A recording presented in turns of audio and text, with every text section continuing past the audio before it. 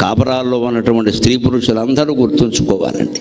అస్తమాను పెళ్ళాన్ని పట్టుకుని అంత అందమైంది లేదు నువ్వు లేకపోతే నేను ఉండాలంటే ఆ పెళ్ళాన్ని ఎత్తికి ఎక్కేయడం ఖాయం, వీడికి చాటా చీపురు ఖాయం. లేదు ఈ స్త్రీయే బలహీనరాలు అయిపోయి మీరు లేకపోతే నా బతికేవడం, మీరు లేకపోతే నా బతికేవడం అంటే వాడు వెంటనే రెండో దాన్ని తీసుకురావడం ఖాయం. అమ్మ నన్ను మన్నించండి అనకూడదు. రెండోది వస్తే తోలు ఉడుతుందనే చెప్పాలి. ఉండాలి, ఎవరి కాపురం వాళ్ళు కాపాడుకోవాలి. లోకి ఇవ్వద్దు. ఎందుకు ఇవ్వాలి? దాస్యులుగా ఉండాల్సిన అవసరం స్త్రీలకి లేదు, పెత్తనం చేయాల్సిన అవసరం పురుషులకి లేదు.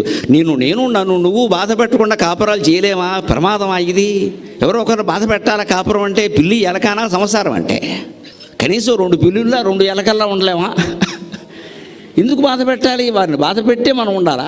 బాధ పెట్టకుండా బాధపడకుండా ఉండలేమా? ఉండొచ్చు. ఈ సూత్రం పాటిస్తే.